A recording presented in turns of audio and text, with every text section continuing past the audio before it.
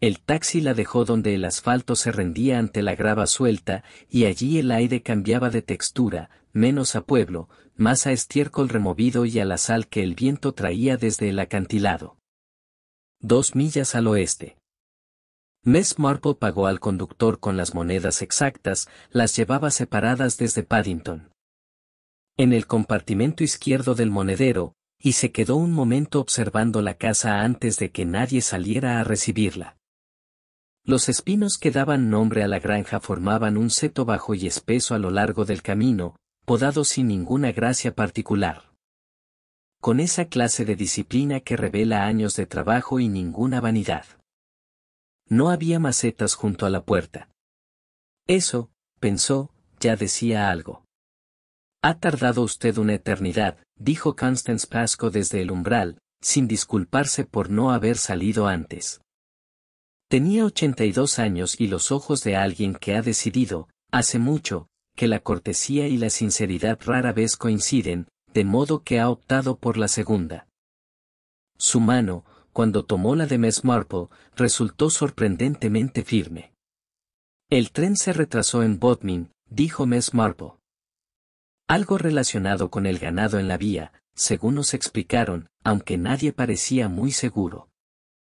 Aquí siempre es el ganado, respondió Constance, y en la forma en que lo dijo, sin ironía, sin cansancio, con la neutralidad de quien enuncia un hecho climático. Miss Marple entendió que llevaba 60 años oyendo esa misma frase y ya no le quedaba paciencia para fingir sorpresa. Dentro, la casa olía a cera y a leña húmeda esperando turno junto a la chimenea. En la cocina, oyó voces antes de verlas. No necesito que nadie venga a explicarme cómo se llevan las cosas aquí, madre. Llevo 38 años viviendo de esta tierra. Viviendo de ella no es lo mismo que trabajarla, Gerald. La segunda voz pertenecía a una mujer joven que apareció por la puerta trasera limpiándose las botas contra el rascador de hierro. Con un gesto tan automático que debía repetirlo 3 o 4 veces al día. Tenía barro hasta la caña, un barro de tono rojizo distinto al de la entrada, más denso, casi anaranjado, del tipo que solo se pega así cuando se ha estado cerca de la fosa de Purín del Prado Bajo. June, dijo Constance, a modo de presentación, y no añadió nada más, como si el nombre solo, sin apellido ni explicación, bastara para definir a alguien. June Pascoe tenía las manos de quien ordeña, repara vallas y levanta balas de heno sin esperar ayuda, nudillos grandes, una uña partida y sin arreglar. Callos donde otras mujeres de su edad llevarían anillos. Saludó a Miss Marple con un movimiento de cabeza, no con una sonrisa, y ese detalle, la ausencia exacta de cordialidad automática. Le resultó a Miss Marple más elocuente que cualquier bienvenida calurosa. Gerald, en cambio, tenía las manos suaves de un hombre que firma cosas pero no las levanta. Se las estrechó a Miss Marple con una calidez ensayada, la calidez de alguien que ha decidido, en el último segundo, ser encantador. Espero que el viaje no la haya agotado demasiado, Miss Marple. Mi madre insiste en llenar la casa de gente en cuanto puede, no sé bien por qué. Porque la casa, de otro modo, está vacía, dijo Constance, sin mirarlo. Fue entonces cuando entró el señor Rendell, con un cuaderno de tapas oscuras bajo el brazo y el gesto de un hombre que ha aprendido a entrar en las habitaciones sin hacer ruido. Ivor Rendell administraba Blackthorn desde antes de que June supiera caminar, y tenía la costumbre, Miss Marple lo notó sin darle mayor peso. Como se nota el color de una cortina, de tocarse el bolsillo interior de la chaqueta cada vez que alguien mencionaba dinero, un gesto breve, casi nada. La comprobación de que algo seguía exactamente donde debía estar. El señor Trelea se ha confirmado el martes, dijo, dirigiéndose a Constance.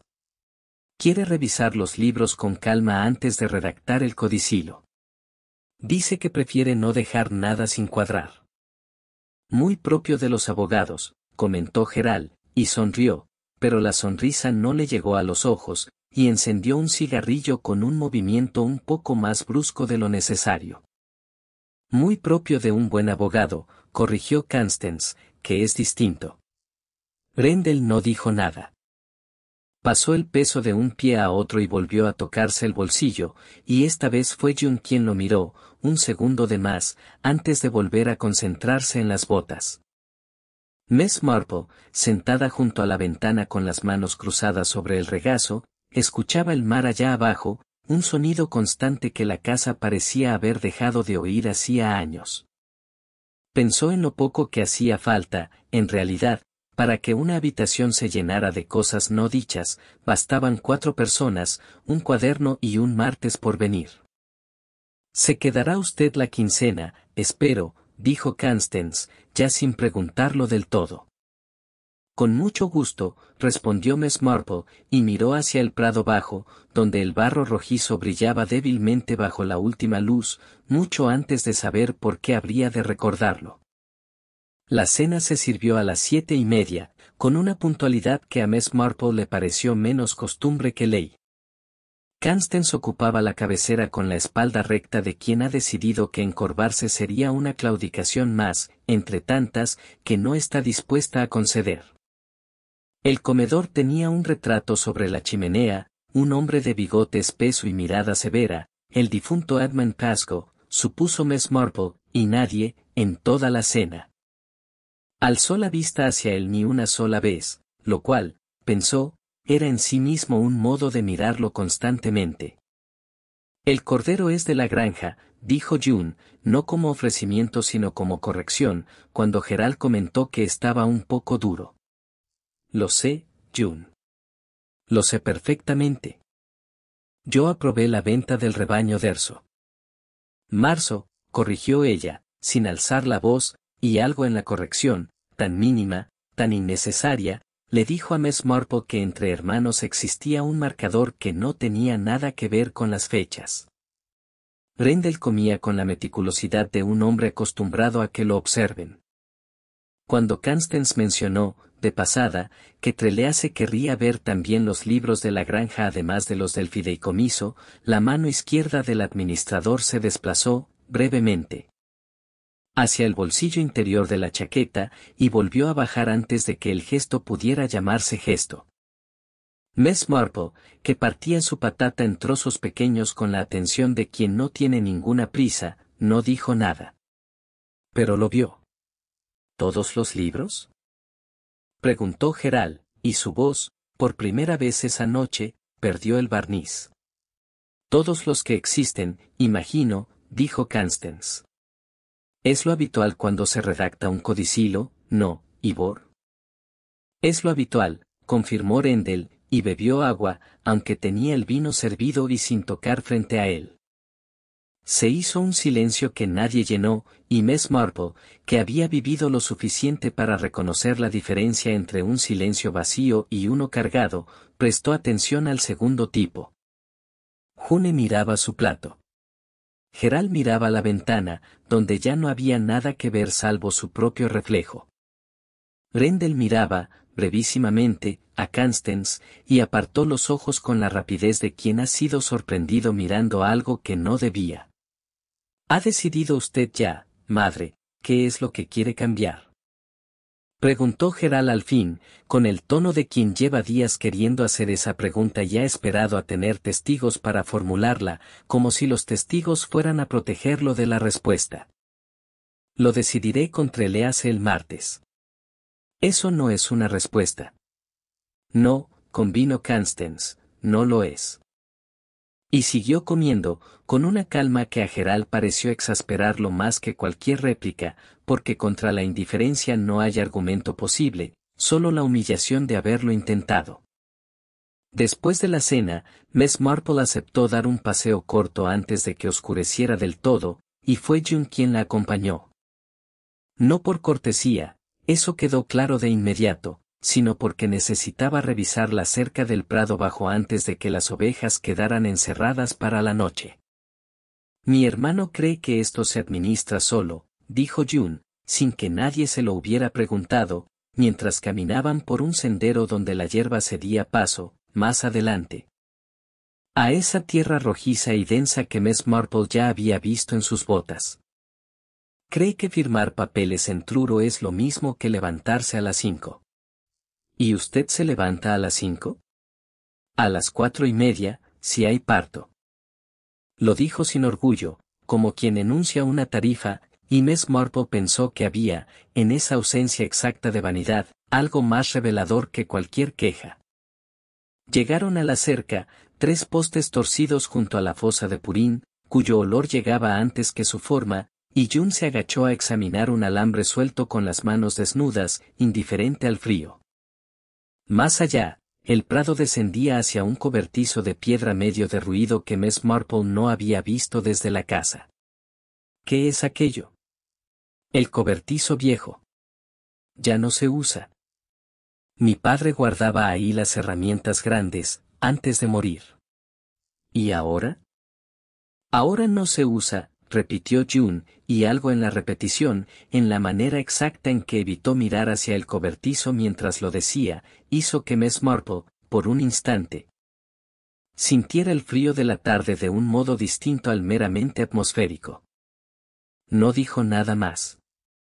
Se limitó a observar cómo la última luz se retiraba del prado, dejando el cobertizo como una mancha oscura contra un oscuro todavía más oscuro, y a escuchar, a lo lejos, el motor de un coche que se acercaba por el camino de grava, demasiado tarde, pensó, para hacer una visita esperada, con los faros aún apagados. Volvían ya hacia la casa cuando los faros, todavía apagados, se detuvieron junto al granero de aperos, y solo entonces se encendieron un instante. Lo justo para que el conductor pudiera ver dónde dejaba el coche antes de apagarlos de nuevo. June se detuvo en seco. «Es el Wolseley del señor Rendell», dijo, y no era una pregunta. «¿Suele salir a estas horas?» «No». Una sola palabra, seca, y después nada, lo cual, en June, ya empezaba a resultarle a Miss Marple una forma de discurso tan legible como cualquier párrafo.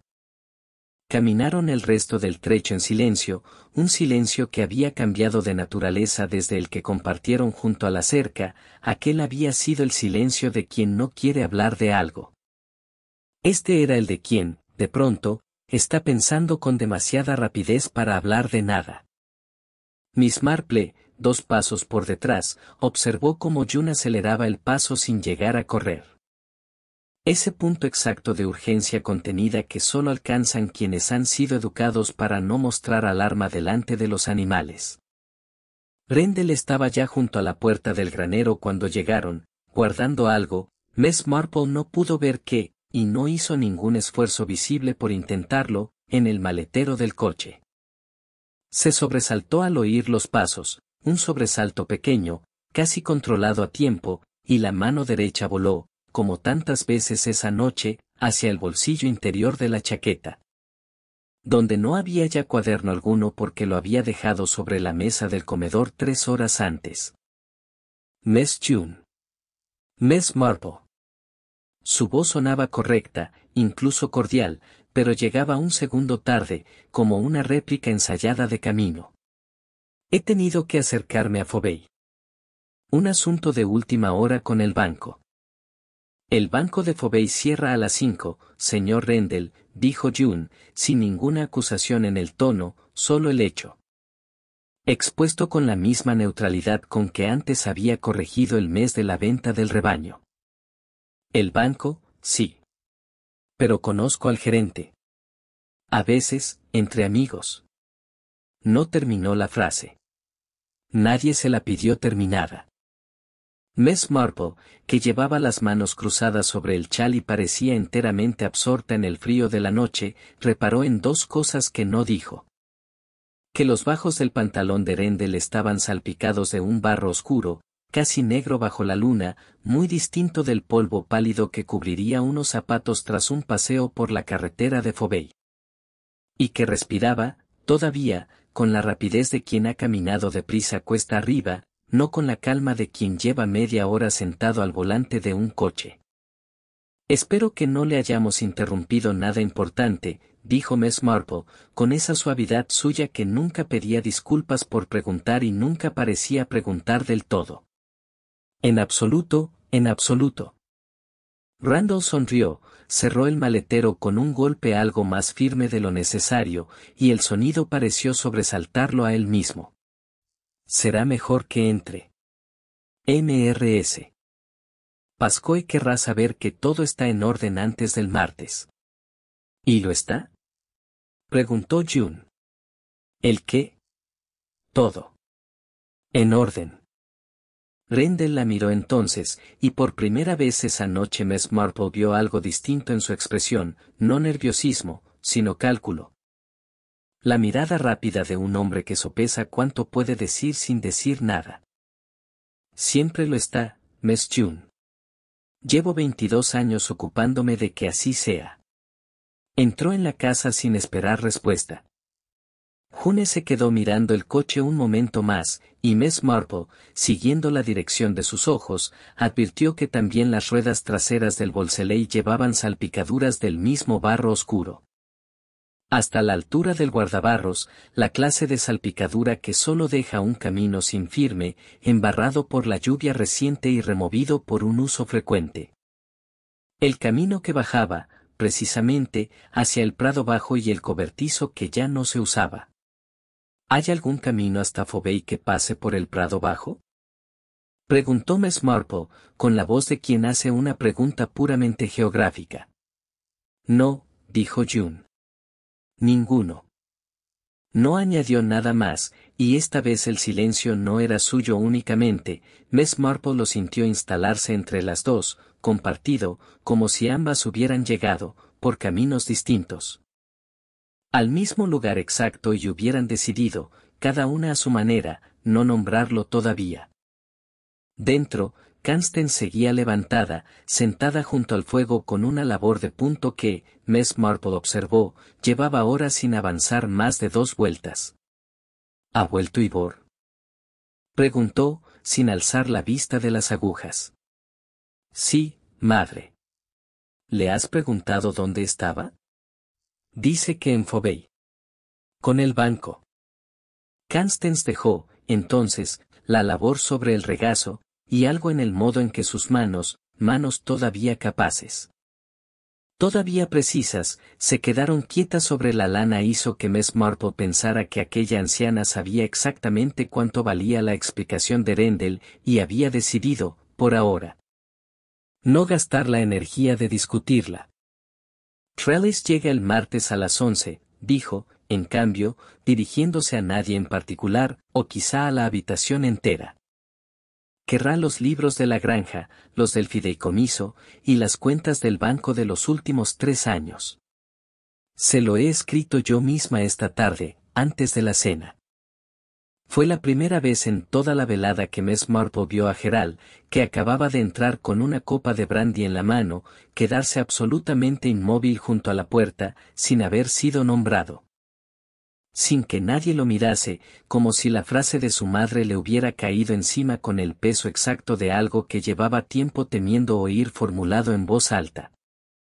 June encontró a Ivor Randall un poco antes de las 6, cuando bajó al prado bajo para revisar el abrevadero antes de soltar el rebaño, y el grito que dio, cortado casi de inmediato.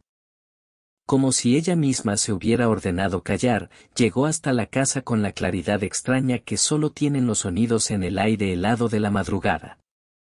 Miss Marple, que llevaba ya media hora despierta y vestida, una costumbre de toda la vida, la de levantarse antes de que el día se lo exigiera, fue la segunda en llegar a la fosa de Purín.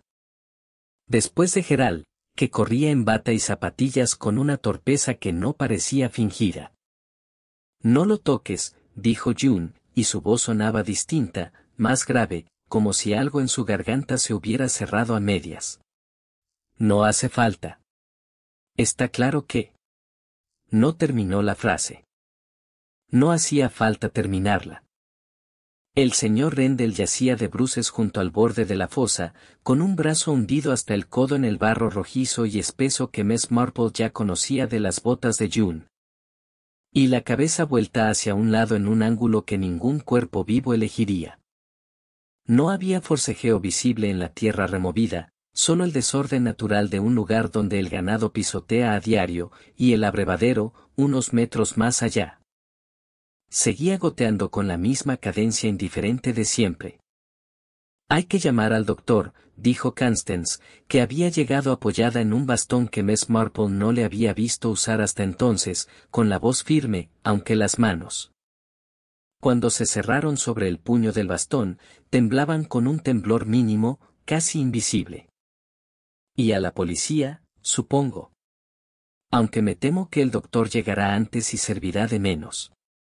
¿Creéis que se cayó?, preguntó Gerald, y la pregunta, formulada tan pronto, con tanta premura, hizo que Miss Marple, de pie un poco apartada del grupo con las manos cruzadas sobre el chal, la registrara con el mismo cuidado con que registraba todo lo demás. Quiero decir, de noche, sin ver bien dónde pisaba, es posible, dijo June, sin mirarlo.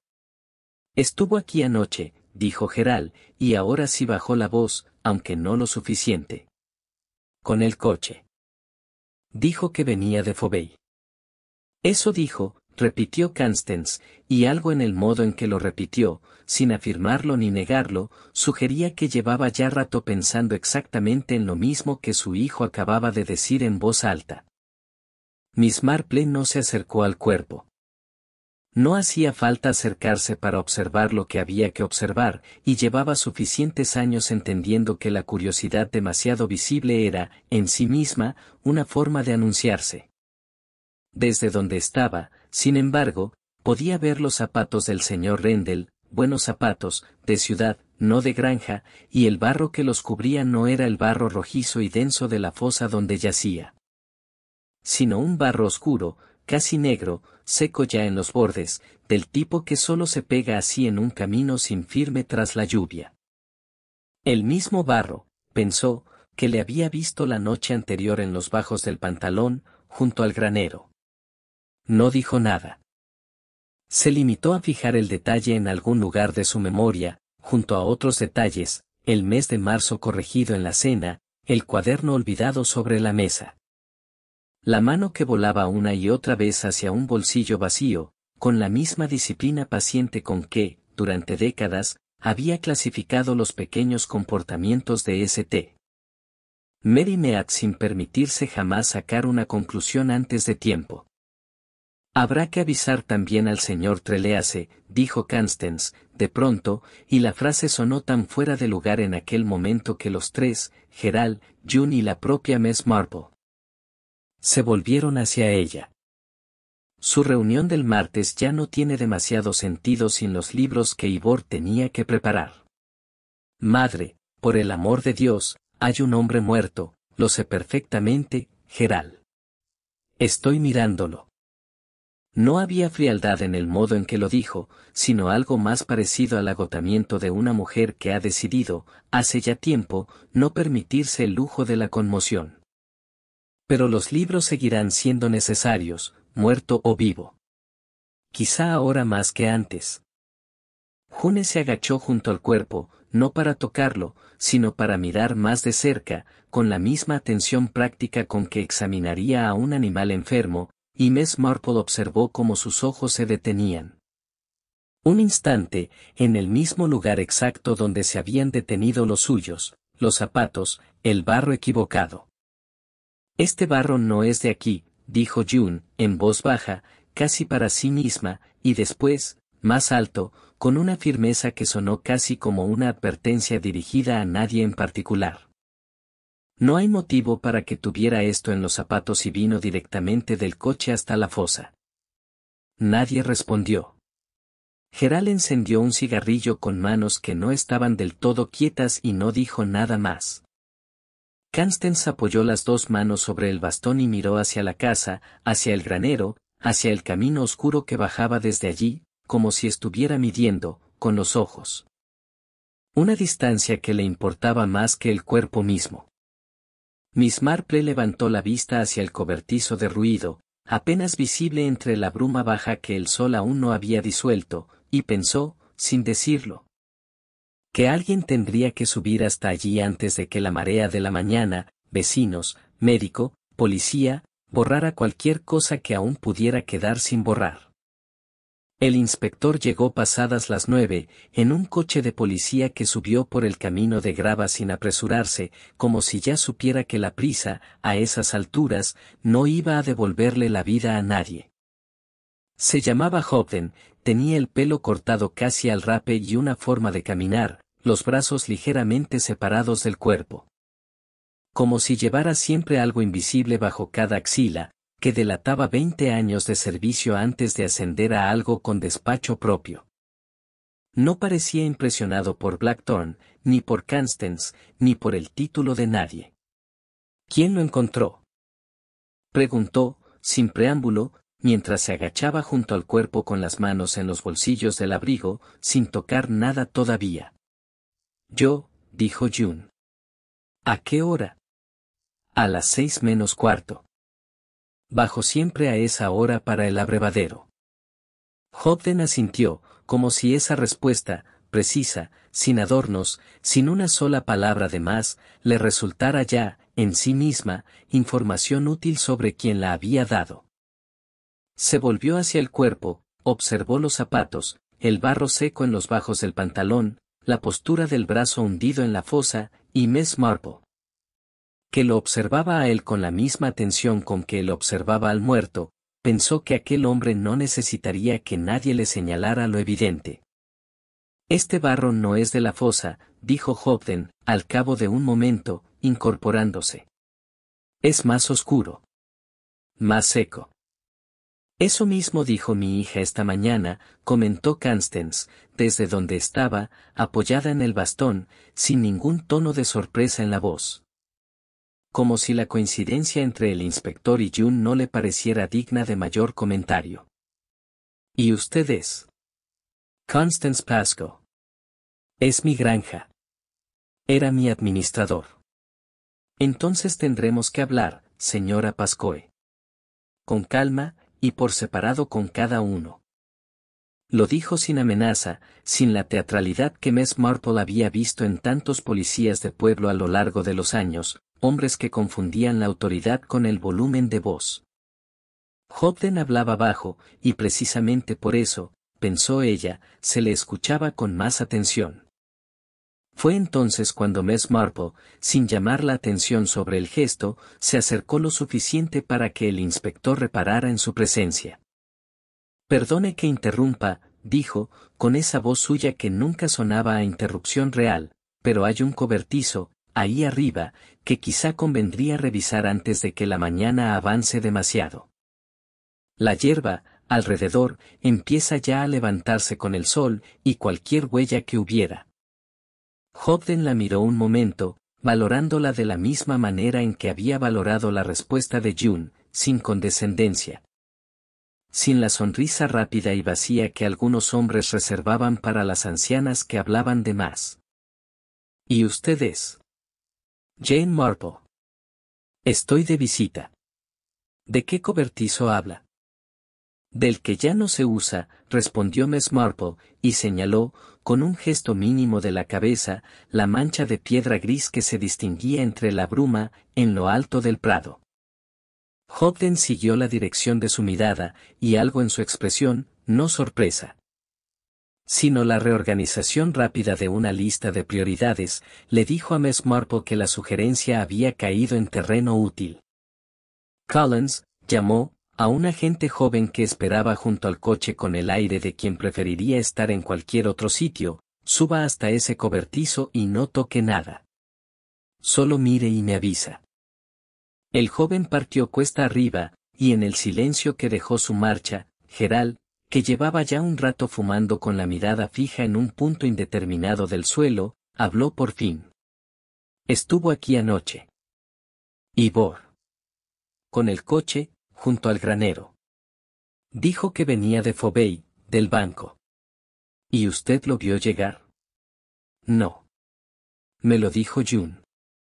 Hobden se volvió hacia June, que no había apartado la vista del cuerpo desde que Hobden se había puesto de pie. El banco de Fobey cierra a las 5, dijo ella, con la misma neutralidad de siempre, la de quien enuncia hechos y deja que los demás hagan con ellos lo que quieran. Se lo dije anoche. Dijo que conocía al gerente. ¿Y le pareció una explicación razonable? June se tomó su tiempo antes de responder, el tiempo exacto de alguien que prefiere la exactitud a la rapidez. Me pareció una explicación, dijo. No dije nunca que fuera razonable. Hobden anotó algo en una libreta pequeña, sin prisa, y Miss Marple observó que no era el tipo de hombre que necesitaba llenar los silencios ajenos con preguntas propias, los dejaba estirarse. Como quien sabe que el silencio, sostenido el tiempo suficiente, acaba por obligar a alguien a llenarlo. Y en efecto, fue Constance quien lo llenó. Iba a haber un codicilo, dijo. El martes. Ivor tenía que preparar los libros de la granja, los del fideicomiso, y las cuentas del banco de los últimos 3 años. Se lo pedí yo misma, por escrito, ayer por la tarde. ¿Y sabe usted por qué querría un codicilo, señora Pascoe? Lo sabré yo, cuando lo redacte con Trelease. De momento, inspector, es asunto mío.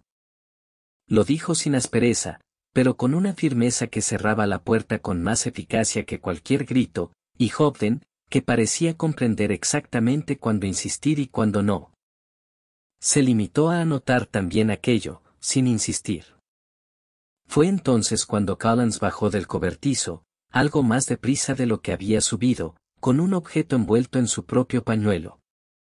Sostenido con el cuidado exagerado de quien no está del todo seguro de que ha encontrado, pero sospecha que es importante. Señor, dijo, dirigiéndose a Hobden, y le mostró, desenvolviendo apenas una esquina del pañuelo, un cuaderno de tapas oscuras, empapado por la humedad del cobertizo pero todavía legible. Con un nombre escrito en la primera página en una letra pequeña y apretada que Miss Marple, sin necesidad de acercarse, reconoció de inmediato. Gerald palideció. June no dijo nada. Y Constance, apoyada en su bastón, miró el cuaderno con una expresión que no era de sorpresa, sino de algo mucho más parecido a la confirmación de un temor que llevaba, quizá, más tiempo del que nadie sospechaba, alimentando en silencio. Hobden no abrió el cuaderno allí mismo, junto a la fosa, con toda la familia mirando. Lo envolvió de nuevo en el pañuelo de Collins, con el mismo cuidado con que se envuelve algo que podría deshacerse, y dijo, sin dirigirse a nadie en particular, esto lo revisaré dentro. A solas. Es el cuaderno de Ivor, dijo Gerald, y su voz sonó extrañamente aliviada de poder, por fin, nombrar algo con certeza. Lo lleva siempre encima. Lo llevaba, se corrigió, y la corrección pareció costarle un esfuerzo físico, como si las palabras se resistieran a acomodarse en pasado. Anoche lo dejó en la mesa del comedor, dijo Miss Marple, con la voz suave de quien simplemente añade un dato más a una conversación ajena. Después de la cena. No se lo llevó consigo cuando salió con el coche. Hobden la miró, y esta vez la miró con algo más que la curiosidad neutral de antes. ¿Está usted segura? Completamente. Estaba sobre el mantel, junto al plato de Gerald, cuando nos levantamos de la mesa. Lo ante el recuerdo porque pensé, en su momento, que era extraño que un hombre tan cuidadoso con sus papeles lo dejara así, olvidado. Entonces alguien lo llevó hasta el cobertizo, dijo Hobden, más para sí mismo que para el grupo, y Miss Marple advirtió que aquella frase, dicha en voz alta, tuvo en Constance un efecto curioso. No de sorpresa, sino de algo parecido al reconocimiento de una jugada que ya había anticipado, aunque no hubiera querido nombrarla en voz alta hasta entonces. O él mismo subió a buscarlo, antes de... Empezó Gerald, sin terminar la frase, porque terminarla habría exigido decidir qué palabra usar para lo que le había ocurrido a Ivor Randall entre la mesa del comedor y el barro de la fosa. El cobertizo no está de camino a ningún sitio, dijo June, con esa precisión suya que no admitía adornos. No está de camino al granero. No está de camino a la fosa. Solo se llega allí si se quiere llegar allí. Hobden anotó también aquello, Y Miss Marple pensó que el inspector tenía la rara virtud de reconocer, entre todas las voces que escuchaba, cuál merecía anotarse palabra por palabra y cuál solo merecía un asentimiento cortés. Voy a necesitar hablar con cada uno de ustedes por separado, dijo, cerrando la libreta. Empezaremos por la casa. Hace demasiado frío aquí, y el doctor querrá llevarse ya el cuerpo. Entraron en fila, sin decir nada, y a Miss Marple le llamó la atención el orden exacto en que lo hicieron. Primero Constance, apoyada en el bastón pero sin aceptar el brazo que Gerald le ofreció. Después June, que se detuvo un momento junto a la puerta para quitarse las botas embarradas. Un gesto tan automático que ni siquiera pareció darse cuenta de que lo hacía en mitad de una investigación policial, y por último Gerald, que se demoró fuera un instante de más. Terminando el cigarrillo, como si necesitara ese medio minuto adicional para componer algo en el rostro antes de que se le pidiera explicarlo. Hobden interrogó primero a Constance, en el pequeño despacho contiguo al salón, con la puerta cerrada, y Miss Marple, sentada junto al fuego con una labor de punto que no era suya. Constance se la había dejado sobre la butaca la noche anterior, y ella la había tomado sin pensarlo. Por la costumbre de tener las manos ocupadas mientras pensaba, no intentó escuchar, ni acercarse, ni encontrar un pretexto para merodear cerca de la puerta. Sabía, por experiencia, que la información llegaba mejor a quien esperaba que a quien la perseguía.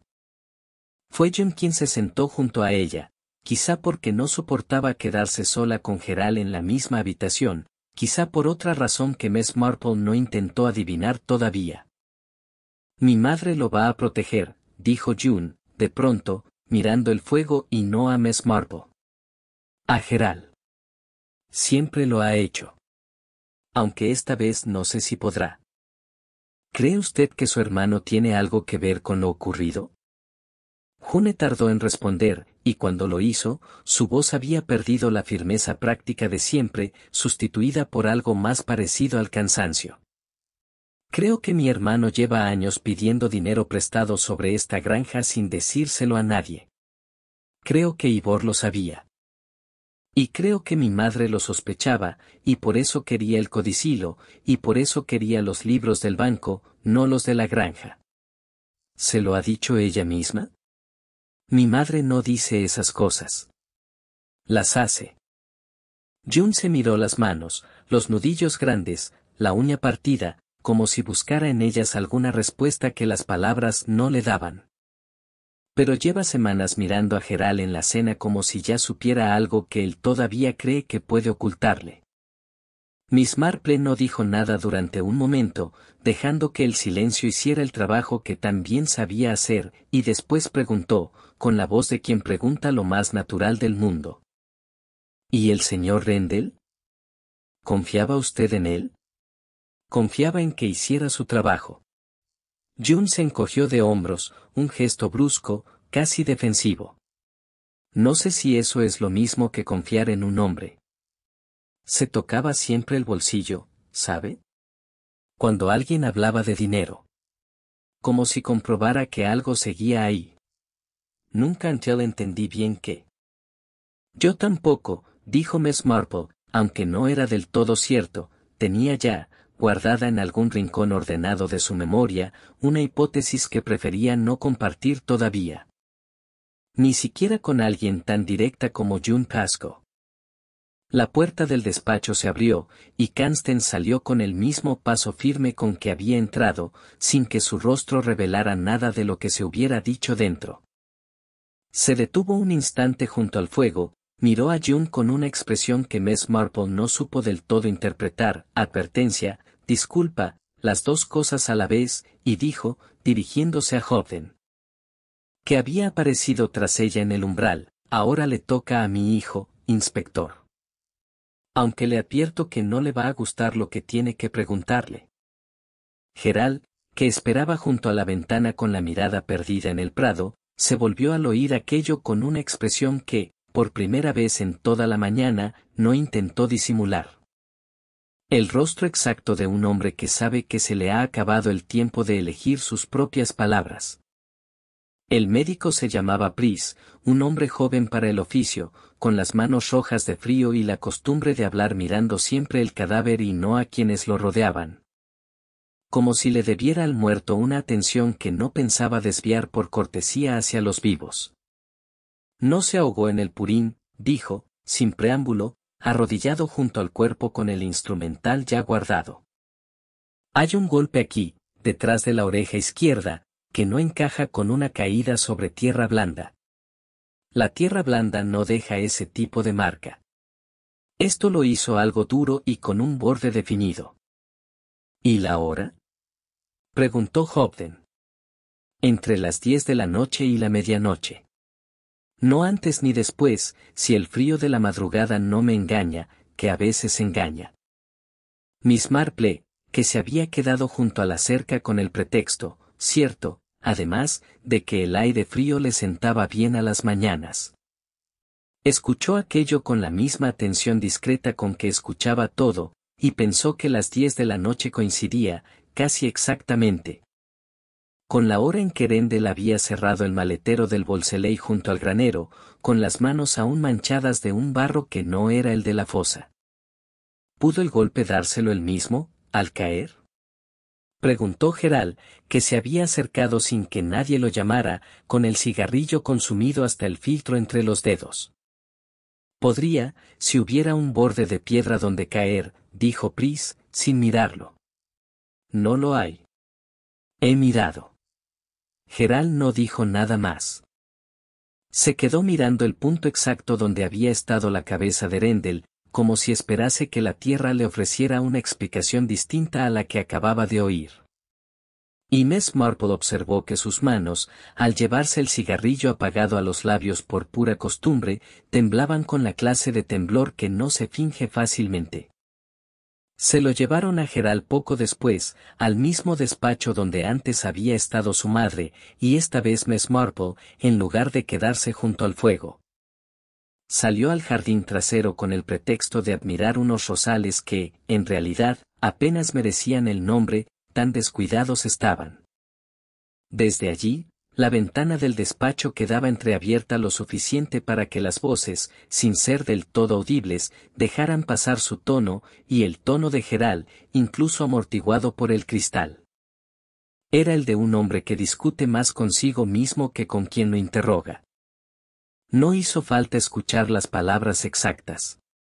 Le bastó, media hora después, con lo que Hobden decidió compartir, sentado ya en el salón con una taza de té que no había tocado. El señor Pascoe ha reconocido que pidió dinero prestado contra la granja, dijo, dirigiéndose más a Constance que a nadie más, aunque June y Miss Marple estaban también presentes. En 2 ocasiones, en los últimos 3 años. Sin su conocimiento, según dice. Lo sabía, dijo Constance, con una calma que no admitía sorpresa. No los detalles. Pero lo sabía.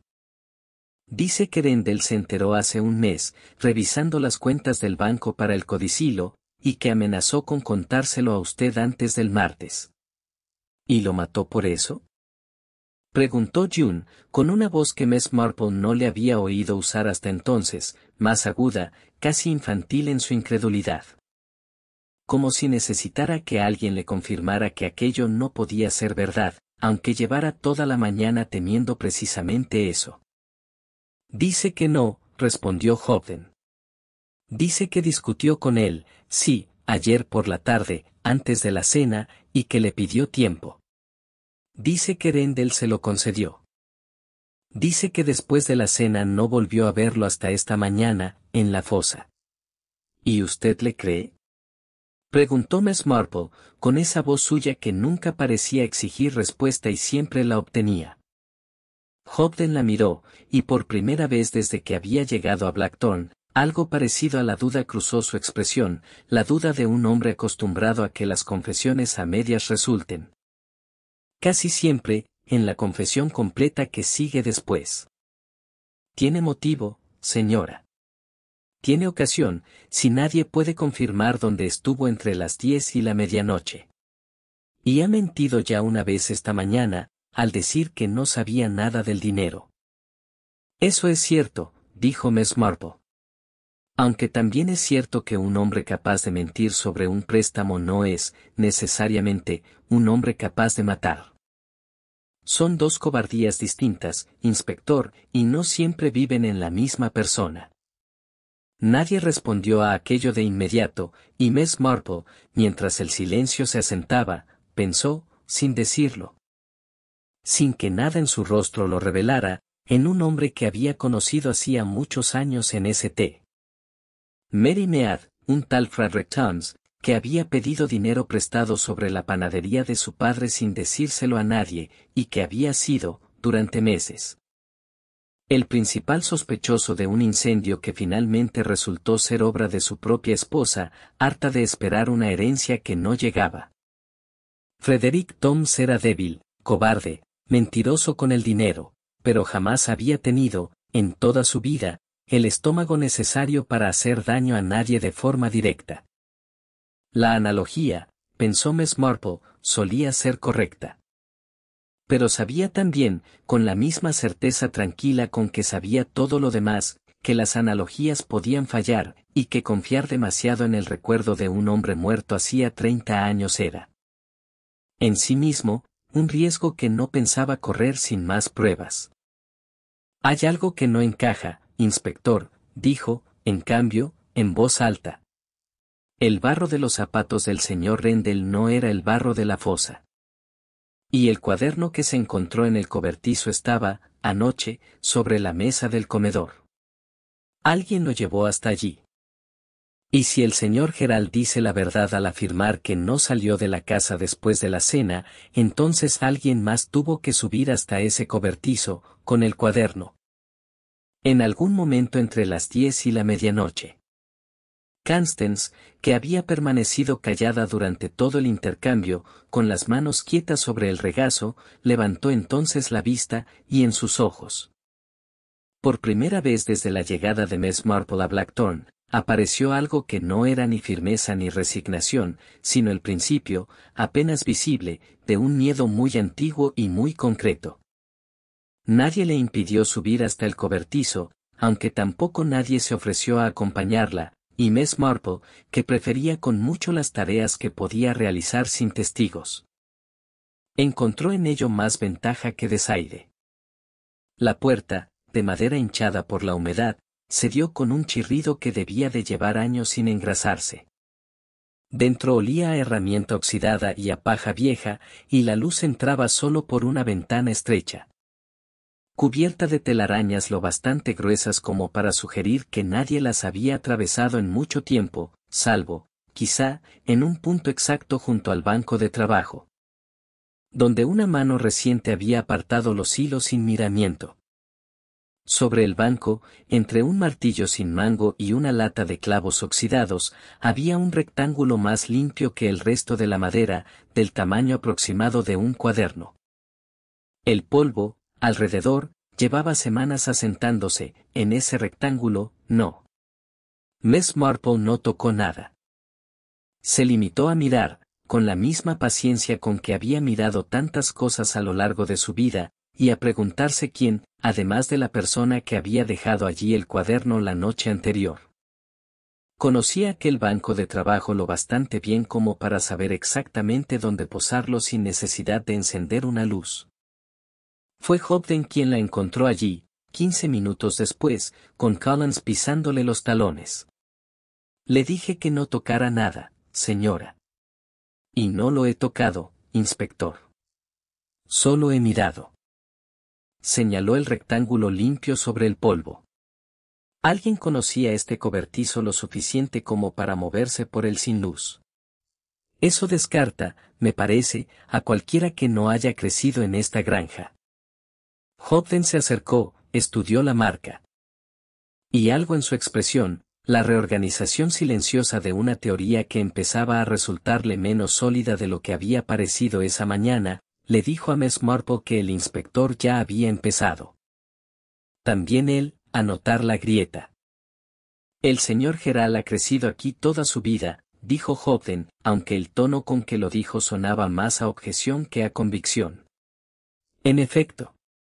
Como su hermana. Y como su madre, que aunque no suba ya con la misma facilidad, ha vivido 70 años en esta casa y conoce cada uno de sus rincones mejor que nadie. ¿Insinúa usted que fue la señora Pascoe? No insinuó nada, inspector.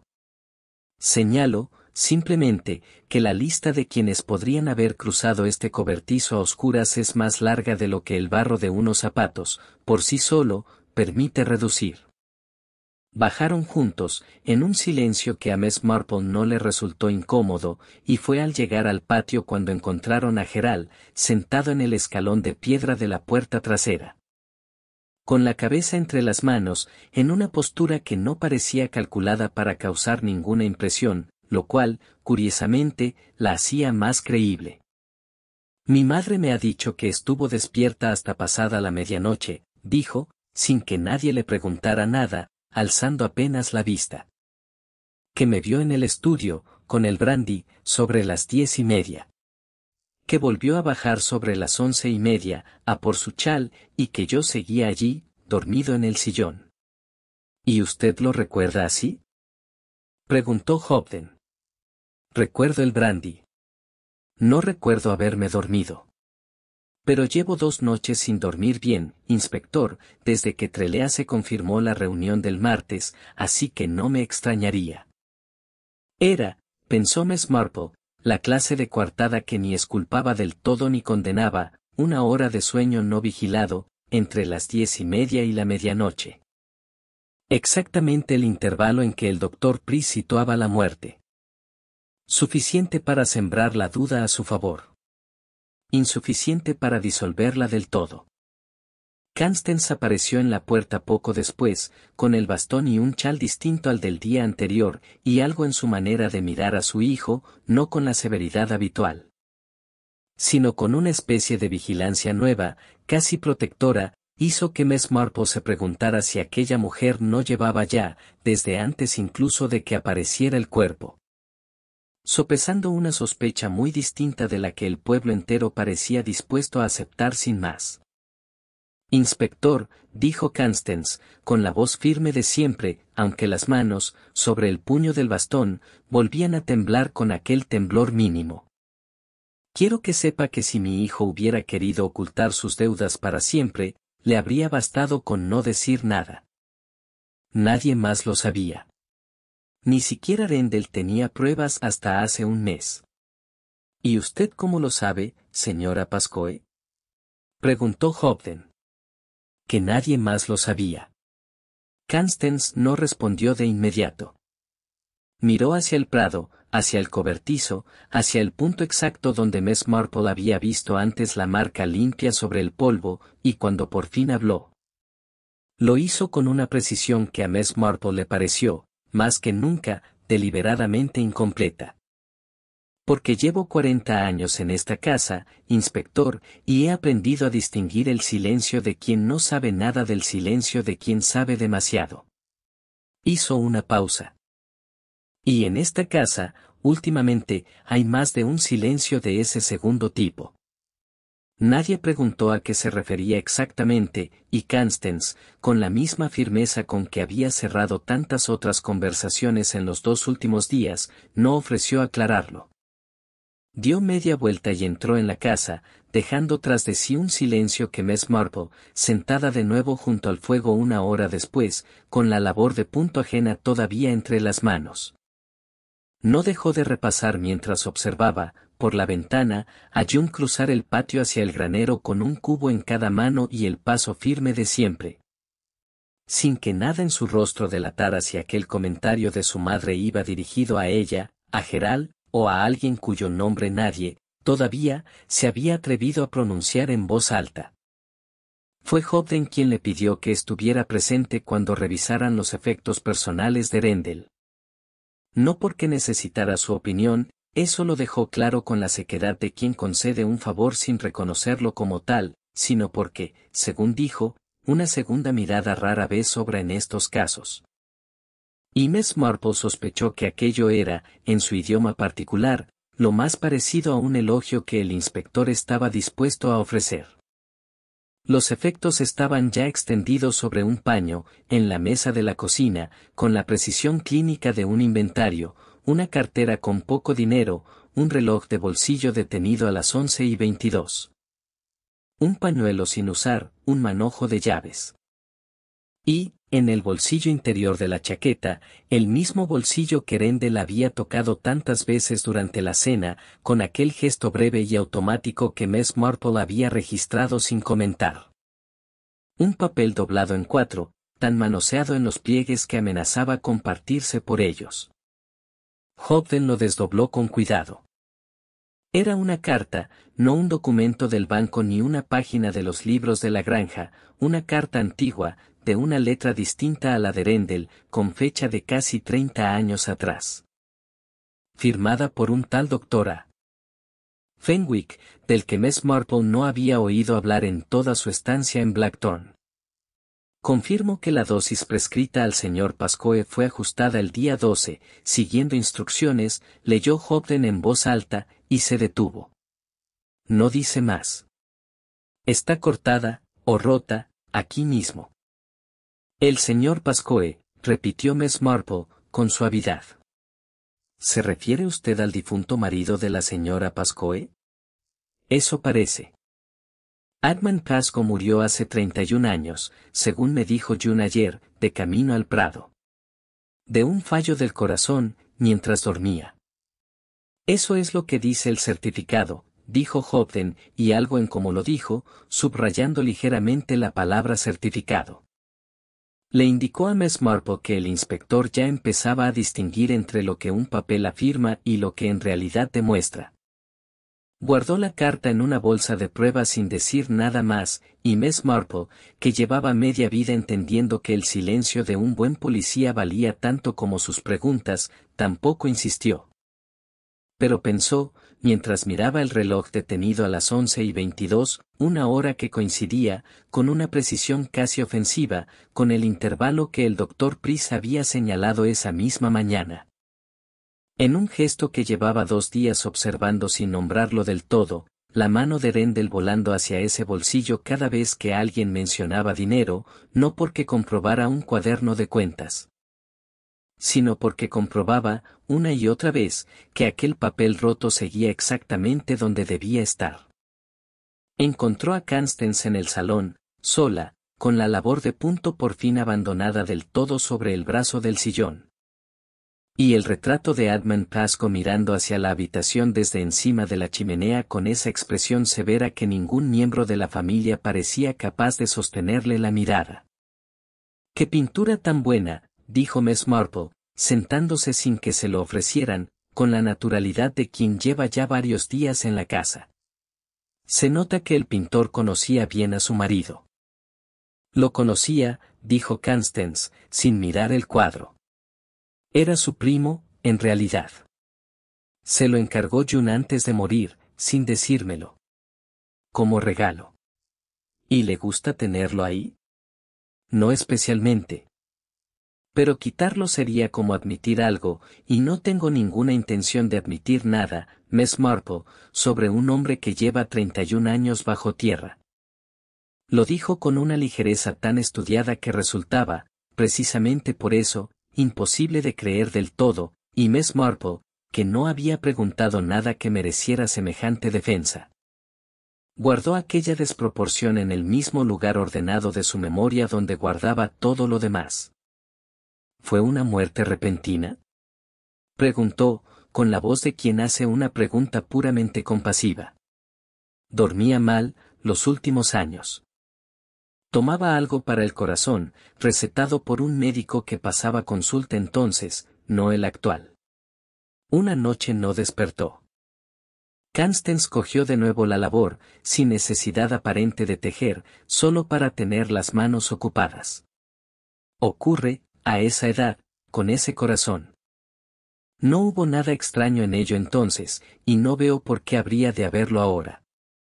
Por supuesto que no, dijo Miss Marple, con la clase de conformidad que no cierra en absoluto una conversación, sino que la deja abierta el tiempo suficiente para que la otra persona sienta la necesidad de seguir hablando. Constance no siguió hablando. Tejió 2 vueltas, deshizo una, y el silencio que se instaló entre ambas fue, esta vez, del segundo tipo que la propia Constance había descrito la tarde anterior junto al prado. El silencio de quien sabe demasiado, y ha decidido que ese conocimiento es asunto exclusivamente suyo. Fue Hobden quien rompió aquel silencio, entrando sin llamar, con el semblante de un hombre que acaba de recibir una noticia que no encaja del todo con la teoría que llevaba 2 días construyendo. Señora Pascoe, dijo, ¿podría decirme si el Dr. Fenwick sigue con vida? Algo cambió en el rostro de Constance, algo tan breve que solo alguien que llevara toda su existencia observando esa clase de cambios podría haberlo captado. No fue miedo, exactamente, sino el reconocimiento instantáneo de que una puerta que llevaba 30 años cerrada acababa de abrirse una rendija, sin su permiso. Murió hace 20 años, dijo, con la voz perfectamente controlada. En Truro. ¿Por qué lo pregunta, inspector? Por nada en concreto, todavía, dijo Hobden, y Miss Marple, observando cómo las manos de Constance retomaban el punto con una regularidad demasiado perfecta para ser natural, pensó que todavía era. De las palabras que había oído esa tarde, la que con más precisión definía el estado exacto de aquella casa. Trelease llegó antes de lo previsto, no el martes sino esa misma tarde, con la premura de un hombre que ha decidido que un asesinato altera los plazos legales mucho más que cualquier funeral. Era menudo, de gafas pequeñas y manos igual de menudas, y lo primero que hizo al entrar en el salón, antes incluso de saludar a Constance, fue alinear sobre la mesa baja 3 carpetas distintas. Cada una con una esquina exactamente perpendicular a la siguiente, como si el desorden del mundo pudiera contenerse, al menos en esa mesa, mediante la geometría. Lamento la circunstancia, dijo, y por el modo en que lo dijo, sin bajar la voz ni alterar el ritmo, Miss Marple entendió que lamentaba, sobre todo, la interrupción del calendario. Pero dadas las circunstancias, señora Pascoe, me ha parecido más prudente adelantar la revisión. El inspector me ha pedido, además, ciertas aclaraciones sobre la administración del señor Rendell. ¿Qué clase de aclaraciones?, preguntó Gerald, con una rapidez que traicionaba más ansiedad de la que hubiera querido mostrar. Trelease no respondió de inmediato. Abrió la primera carpeta, pasó 2 páginas sin necesidad aparente de leerlas, las conocía ya de memoria, pensó Miss Marple. Y las pasaba solo por el placer metódico de tenerlas en orden ante sí, y dijo, con la misma neutralidad con que habría anunciado el tiempo, el fideicomiso establecido tras la muerte de su padre. Señor Pascoe, incluye una cláusula que fija la remuneración del administrador como un porcentaje variable sobre el rendimiento neto de la granja. Revisable cada 5 años por acuerdo mutuo entre el administrador y el fideicomisario principal. Eso ya lo sabíamos, dijo Gerald. Lo que quizá no sabían, continuó Trelease, sin alterar el tono, como quien corrige un error de puntuación, es que la última revisión documentada data de hace 17 años. Y que, sin embargo, el porcentaje efectivamente cobrado por el señor Rendell ha aumentado en 4 ocasiones desde entonces. El silencio que siguió no fue el silencio habitual de Blackthorn, cargado de cosas no dichas entre quienes ya las conocían, fue el silencio distinto de una habitación entera enterándose, a la vez, de algo que ninguno de los presentes parecía haber sospechado con esa precisión concreta. ¿Y cómo pudo hacer eso sin que nadie firmara nada?, preguntó June, y su voz tenía el filo de quien ha pasado media vida levantándose a las 4:30 para que la granja rindiera lo suficiente como para justificar cualquier porcentaje. Firmó él mismo, en nombre de la fideicomisaria, invocando un poder que la señora Pascoe le concedió hace 22 años, cuando su salud le impedía viajar a Truro con la frecuencia necesaria. Trellis hizo una pausa, la primera pausa deliberada desde que había empezado a hablar. Un poder que, técnicamente, nunca fue revocado. Constance no dijo nada. Tenía las manos sobre el regazo, quietas, y Miss Marple, que llevaba 2 días observando esas mismas manos temblar apenas al sostener el bastón, notó que ahora no temblaban en absoluto. Como si la quietud fuera, en sí misma, un esfuerzo distinto del que exigía el miedo. ¿Por qué le dio usted ese poder, madre?, preguntó Gerald, y en la pregunta había algo nuevo, algo que no era ya defensa propia sino una curiosidad genuina, casi infantil. La de un hijo que empieza a sospechar que su madre guarda una historia mucho más larga que la que él conoce. Porque en aquel entonces me pareció lo más sensato, dijo Constance, y no añadió nada más, y la brevedad de la respuesta, frente a la extensión de la pregunta, resultó más elocuente que cualquier explicación detallada. Trelease cerró la primera carpeta y abrió la segunda, y Miss Marple, sentada un poco apartada junto a la ventana, con la labor de punto olvidada ya del todo entre las manos. Pensó que aquel hombre menudo, con su geometría de carpetas y su indiferencia casi conmovedora ante el dolor ajeno, estaba a punto de decir algo que ni siquiera él mismo sabía que iba a resultar decisivo. Hay una segunda cuestión, dijo. El codicilo que la señora Pascoe deseaba redactar el martes no se refería, según mis notas, a una modificación de las asignaciones familiares, sino a la revocación explícita de ese poder concedido al señor Rendell y a la designación de un nuevo administrador. ¿Lo sabía él?, preguntó Hobden, que había entrado sin que nadie lo advirtiera, y que ahora escuchaba con los brazos cruzados y los ojos fijos en Trelease con la misma atención con que antes había mirado el cuerpo junto a la fosa. Se lo comuniqué yo mismo, por carta, hace 10 días, dijo Trelease. Es mi obligación informar a las partes afectadas antes de cualquier redacción formal. Gerald se pasó una mano por la cara. June miró a su madre con una expresión que Miss Marple no supo del todo interpretar, reproche por no habérselo dicho, algo más parecido al alivio, y Constance. Por primera vez desde que Miss Marple había llegado a Blackthorn, pareció, durante un instante brevísimo, mucho más vieja que 82 años. Entonces sabía que iba a perderlo todo, dijo Hobden, más para sí mismo que para nadie. El puesto, el porcentaje, 22 años de administración sin que nadie revisara los libros. Sabía que iba a perder el poder, corrigió Trelease, con esa precisión suya que no admitía imprecisiones ni siquiera en un momento así. Lo que él hiciera con esa información es asunto de ustedes, no mío.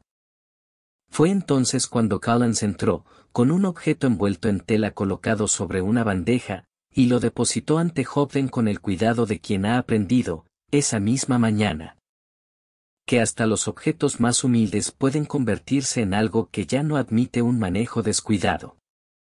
Era el martillo sin mango del cobertizo, la cabeza de hierro oscurecida por el óxido y algo más, algo que Pris, llamado de nuevo, se inclinó a examinar bajo la luz de la ventana sin decir todavía una sola palabra, mientras Miss Marple, desde su silla junto al cristal, observaba su rostro con la misma paciencia con que había observado, 2 días antes, el barro equivocado en unos zapatos de ciudad. Encontró a June en el establo, cepillando a una de las vacas con movimientos largos y regulares que no se interrumpieron cuando Miss Marple entró y se sentó en un cajón de aperos, sin pedir permiso, como quien ya forma parte del paisaje de la granja. El doctor Pris ha encontrado algo en el martillo del cobertizo, dijo Miss Marple, con la voz de quien comenta el tiempo.